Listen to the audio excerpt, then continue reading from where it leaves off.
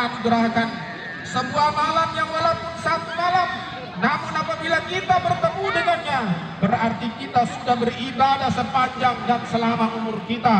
Malam itu adalah malam Lailatul Qadar.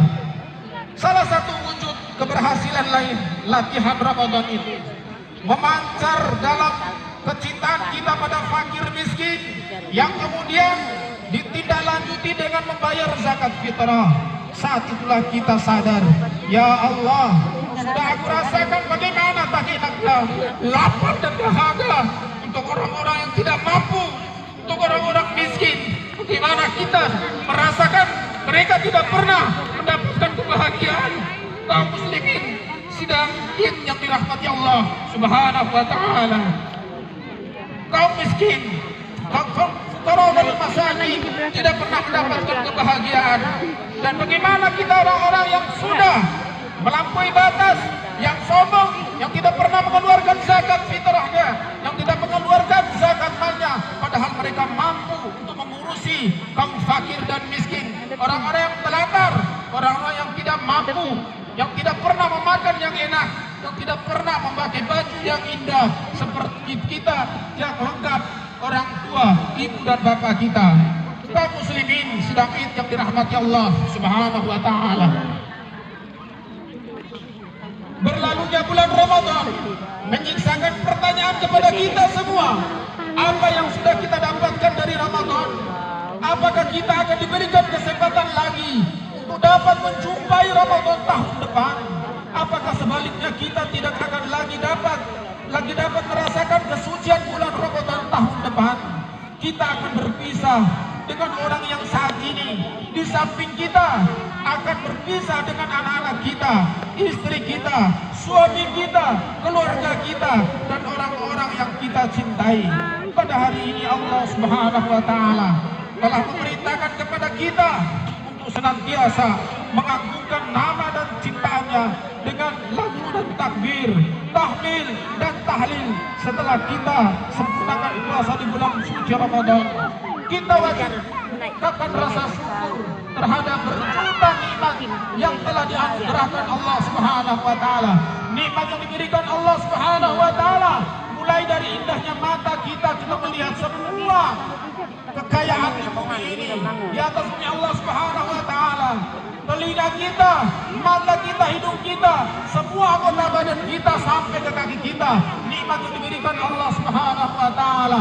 Dan itu semua tidak kita bayar kepada Allah Subhanahu wa taala. Di manakah nikmat yang kita dustakan? Di dalam surat Al-Baqarah ayat 185. A'udzu billahi minasyaitonir rajim. Bismillahirrahmanirrahim. Syahrul Ramadan alladzi unzila fihi al-Qur'an hudan lin-nas wa bayyinatin minal huda wal furqan. Faman shahida minkum ash-shahra falyasum. ومن كان مريضا أو على سفر فعدة من أيام أخرى يريد الله بكم اليسر ولا يريد بكم العسر ولتكملوا العدة ولتكبروا الله على ما هداكم ولعلكم تشكرون. Yang artinya beberapa hari yang ditentukan itu ialah bulan Ramadan, bulan yang di dalamnya diturunkan permulaan Al-Quran sebagai petunjuk bagi umat manusia dan penjelasan-penjelasan mengenai petunjuk itu dan pembeda antara yang hak dan yang batil. Karena itu barang siapa di antara kamu hadir di negeri tempat tinggalnya di bulan itu, maka hendaklah ia berpuasa pada bulan itu. Dan barang siapa sakit atau dalam perjalanan lalu ia berbuka, maka wajiblah baginya berpuasa sebanyak hari yang ditinggalkannya itu. Pada hari-hari yang lain Allah Subhanahu wa taala menghendaki kemudahan bagimu dan tidak menghendaki kesukaran bagimu, dan hendaklah kamu mencukupkan bilangannya, dan hendaklah kamu mengagungkan Allah Subhanahu wa taala atas petunjuknya yang diberikan kepadamu supaya kamu bersyukur kepada Allah Subhanahu wa taala. Apa sebenarnya tujuan kita selalu takbir dalam kehidupan kita sehari-hari? Takbir mengajarkan kepada kita untuk senantiasa mengecilkan hal-hal duniawi yang sering kita besar-besarkan dalam kehidupan kita. Dalam kehidupan sehari-hari kita sering takbir dalam sholat, namun di luar sholat kita masih sering mengagungkan status sosial, kekayaan, jabatan kejahatan, keturunan, dan diperbudak oleh hawa nafsu kita masing-masing. Kita sering takbir dalam sholat, namun di kehidupan sehari-hari, di tengah masyarakat, kita sering melupakan Allah Subhanahu wa Ta'ala dan tidak pernah melaksanakan sholat 5 kali sehari semalam. Mulut kita takbir, namun hati kita ditutup dengan rasa takabur, bangga dengan keaguan kita. Kita sering merasa paling penting, paling hebat, paling segala-galanya. Ma'asyiral muslimin, sidang Id yang dimuliakan Allah Subhanahu wa Ta'ala. Di hari yang suci dan fitrah ini, marilah kita saling menebar maaf, karena memberi dan meminta maaf adalah sikap yang dianjurkan oleh Allah Subhanahu wa Ta'ala. Sebab dengan begitu, sikap dendam dan rasa marah dapat dinetralisir oleh masing-masing individu. Memang diakui bahwa tidak semua dendam dan marah itu timbul akibat seseorang enggan meminta maaf. Tetapi yang jelas, sifat enggan memberi dan meminta maaf dapat menimbulkan dendam dan marah seseorang. Selain itu, sikap mudah memberi dan meminta maaf merupakan salah satu ciri orang-orang yang bertakwa kepada Allah Subhanahu wa Ta'ala. Sikap seperti itu melekat pada diri Nabi dan Rasulullah Sallallahu Alaihi Wasallam, para sahabat, utama Nabi Muhammad Sallallahu Alaihi Wasallam, para ahli sufi dan orang-orang yang soleh. Sayyidina Ali radhiyallahu anhu pernah berkata bahwa meminta maaf adalah perbuatan yang paling mulia, sedangkan memberi maaf lebih mulia di mata Allah Subhanahu wa Ta'ala. Sikap seperti ditunjukkan oleh Nabi Yusuf alaihi salatu wassalam, yang memaafkan saudara-saudaranya yang dahulu membuang beliau, bahkan memasukkan ke dalam sumur. Sikap tersebut juga ditunjukkan Nabi Muhammad sallallahu alaihi wasallam, yang memberi maaf kepada penduduk Mekah yang dahulu memusuhi dakwahnya, menyiksa dan mengusir baginda Rasulullah sallallahu alaihi wasallam. Menjelang akhir hayatnya, beliau mengumumkan di hadapan para sahabatnya bahwa beliau meminta maaf kepada mereka. Siapa-siapa yang disakiti atau merasa tersinggung selama dalam kepemimpinan baginda Rasulullah sallallahu alaihi wasallam, sikap pemaaf Rasulullah sallallahu alaihi wasallam juga diteladani oleh para sahabatnya dan orang-orang saleh dalam hal sikap pemaaf. Allahu akbar, Allahu akbar, Allahu akbar, walillahil hamd. Allah Subhanahu wa Ta'ala berfirman dalam Quran surat Al-Imran ayat 134. A'udzu billahi minasyaitonir rajim. Alladzina yunfiquna fis sarra'i wad dharra'i wal kadhimina al-ghayza wal 'afina 'anil nas wallahu yuhibbul muhsinin. Yaitu orang-orang yang memaafkan hartanya, yang memanfaatkan hartanya baik di waktu lapang maupun sempit, dan orang-orang yang menahan amarahnya dan memaafkan kesalahan orang. Allah Subhanahu wa Ta'ala menyukai orang-orang tersebut dan berbuat kebajikan. Ayat tersebut menjelaskan tentang ciri-ciri orang yang bertakwa kepada Allah Subhanahu wa Ta'ala, yang berarti memiliki sikap suka memberi dan meminta maaf. Allah Subhanahu wa Ta'ala, sikap orang yang bertakwa kepada Allah Subhanahu wa Ta'ala, yaitu orang yang sabar. Maaf adalah kata yang terdiri dari 4 huruf, namun memiliki makna yang luar biasa dalam kehidupan kita sehari-hari. Kata inilah yang bisa menghapus dendam kita, sakit hati, pertengkaran, dan semua hal yang berhubungan dengan hati. Dengan meminta maaf atau memaafkan, berarti kita telah menang. Menang di sini dalam arti menang melawan hawa nafsu dan bisa menghadirkan rasa damai atas diri kedua belah pihak yang berseru. Bisa kita bayangkan bagaimana kehidupan ini bisa berjalan baik jika semua orang berada dalam perselisihan, dendam, ataupun marah yang tak berkesudahan.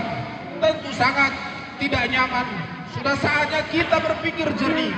Hidup ini sangatlah singkat, jadi seharusnya kita mengisinya dengan dendam dan kebencian pada orang lain. Masih banyak orang-orang positif, masih banyak hal-hal yang positif yang bisa kita lakukan selain memikirkan orang-orang yang sudah menzolimi kita semua. Allahu akbar, Allahu akbar, Allahu akbar, walillahil hamd. Sebagian orang mengatakan bahwa meminta maaf, memaafkan tidak semudah membalikkan telapak tangan. karena butuh kesadaran dan keberanian yang tinggi untuk mengucapkannya. Namun dengan kesungguhan dan ketulusan kita, insya Allah kita bisa mengucapkannya dengan mudah. Lalu bagaimana caranya agar kita bisa dengan mudah memaafkan orang lain? Yang pertama, pikirkan orang-orang yang menzalimi, menghina, mencela kita, menyakiti kita, bahkan menghancurkan masa depan kita. Yang kedua, tanamkan dalam hati kita bahwa aku sudah memaafkanmu karena Allah Subhanahu wa taala.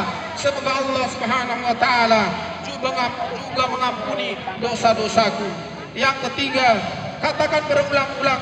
Kalau perlu katakan dengan penuh penghayatan, sehingga akhirnya dendam dan sakit hati akan menghilang dengan sendirinya. Allahu Akbar, Allahu Akbar, Allahu Akbar, walillahil hamd. Kaum muslimin sidang Id yang dirahmati Allah Subhanahu wa taala. Marilah kita meminta kehadirat Allah Subhanahu wa taala. Mudah-mudahan kita semua diberikan rahmat hidayah, diampuni segala dosa-dosa kita, dosa kedua orang tua kita, dosa keluarga kita, dosa tetangga-tetangga kita yang menzalimi kita. Mudah-mudahan kita dirahmati Allah Subhanahu wa taala. Amin. A'udzubillahi minasyaitonir rajim. Bismillahirrahmanirrahim. Alhamdulillahirabbil alamin. Hamdan na'imin, hamdan syakirin, hamdan mustaghfirin, hamdan yuafi ni'amahu wa yukafi mazidah. Ya Rabbana lakal hamdu kama yanbaghi li jalali wajhikal karim wa 'azimi sultanik. Allahumma shalli ala Muhammad wa ala ali sayyidina Muhammad. Ya Allah, saat-saat yang syahdu ini kami segenap hamba-hambamu berkumpul, bersimpul di tempat ini yang penuh rahmat ya Allah, menyebut namamu yang agung, berzikir, bermunajat kepadamu dengan takbir, tahmid dan tahlil. Ya Allah, perintahmu untuk melaksanakan ibadah puasa Ramadan tahun ini dengan segala kesadaran dan keikhlasan hati telah kami tunaikan ya Allah. Semoga Engkau berkenan menerimanya ya Allah sebagai ibadah dan pengabdian kami kepadamu, dan semoga Engkau limpahkan hikmah puasa itu ke dalam jiwa raga kami ya Allah, agar kami dapat mewujudkan dalam kehidupan kami sehari-hari. Ya Allah, bersihkanlah hati dan jiwa ini dari hasad dan dengki. Persatukan jiwa-jiwa kami ini ya Allah dalam cinta karenamu dan dalam ketaatan kepadamu. Jangan Engkau biarkan setan musuhmu mengerogoti persaudaraan kami ya Allah. Ya Allah, berilah bimbinganmu untuk pemimpin negeri ini ya Allah, agar dapat melakukan adil dengan syariatmu di atas bumi yang tidak sejengkal pun melainkan milikmu ya Allah. Ya Allah ya Rabb, anugerahkan rasa syukur kepada kami agar kami dapat mengerti arti jasa ibu bapa kami ya Allah, terkhusus ibu kami ya Allah, yang bersedia dengan tulus mengampun dan menampung kami selama berbulan-bulan di dalam rahimnya ya Allah, dalam keadaan lemah dan bertambah lemah, yang rela bersakit-sakit, bersimbah darah ketika melahirkan kami ya Allah, yang bersedia mempertaruhkan nyawanya ya Allah demi agar kami dapat menghirup udara kehidupan, yang bersedia bertanggung tidur setiap malam demi agar kami dapat tertidur lelap, yang bersedia menahan rasa lapar dan dahaga ya Allah demi agar kami dapat merasakan kenyang. Ya Allah ya Rabb, kami tahu keridoanmu terhadap para keridoannya dan kemurkaanmu terhadap para kemurkaannya ya Allah. Maafkan kami jika selama ini khilaf telah melukai hatinya atau membuatnya tidak ridho kepada sikap dan tingkah laku kami ya Allah. Maafkan kami ya Allah jika kami tidak mampu membalas kebaikannya. Kami tahu bahwa yang ia butuhkan dari kami bukanlah materi dan harta, tapi cinta dan kasih sayang kami seperti ia menyayangi kami di waktu kecil ya Allah. Maafkan kami jika sakit kami tak menjenguknya, jika ia butuh kami tak di samping kasihnya. Jika ia merindukan kami, kami tak datang menyayapnya. Ya Allah, ya Rahman, ya Rahim, ya Rabb kami, ya Allah, jadikanlah kami hamba-hamba yang siap mengistimewakannya di dalam hati kami, ya Allah, lalu mau membalas jasa-jasanya meski kami sadar tidak akan mampu membalasnya, ya Allah. Duhai ya Allah yang maha penyelamat, Engkau pelindung kami, Engkau pemberi petunjuk orang-orang bingung, Engkau pemberi kecukupan orang-orang yang kekurangan, Engkau memberi ketenangan orang-orang yang gelisah, ya Allah. Ya Allah, ya Rahman, yang sakit mohon Engkau sembuhkan, ya Allah. Yang lupa mohon Engkau ingatkan, ya Allah. Yang gelisah mohon Engkau tenteramkan, ya Allah. Yang sedih mohon Engkau gembirakan, ya Allah. Yang meminta maaf Engkau beri dan kabulkan, ya Allah. Ya Rabb kami, ampunilah kami atas kehilafan dan dosa kami kepada anak-anak kami, suami kami, istri kami. Kami belum mampu, ya Allah, mendidik dan membahagiakan mereka, ya Allah. Ya Rabb kami, karuniakanlah kami jasad yang dipelihara dari maksiat, terpelihara dari harta haram, makanan haram.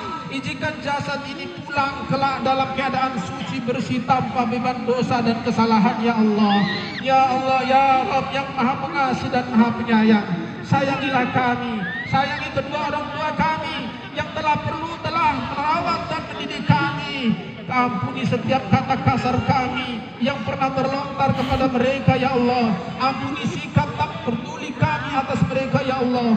Beri kesempatan kami berbakti kepada mereka, ya Allah. Ya Allah, lembutkan hati kami, lembutkanlah hati mereka untuk kami, ya Allah, agar ridho mereka mengantar kami kepada ridho-Mu, ya Allah. Ya Allah, ya Rahman, dan jika Engkau telah mengambil mereka di hari ba'at-Mu, maka basuhlah mereka dengan kelembutan. Ampunilah dan rahmat-Mu, ya Allah. Pertemukan kami dengan mereka dalam keadaan nikmat surga. Tidak akan terasa nikmat tanpa bersama kedua orang tua kami, ya Allah. Allahumma ighfiril mu'minina wal mu'minat wal muslimina wal muslimat al-ahya'i minhum wal amwat birahmatika ya arhamar rahimin. Rabbana atina fid dunya hasanah wa fil akhirati hasanatan wa qina adzabannar. Ya Allah, ya Rabb kami, inilah doa dan permohonan kami, ya Allah. Persembahan kami, kabulkanlah permohonan dan doa kami, ya Allah, karena Engkaulah yang maha mengabulkan setiap doa dan permohonan. Wa sallallahu ala sayyidina Muhammad walhamdulillahi rabbil alamin. Wassalamualaikum warahmatullahi wabarakatuh.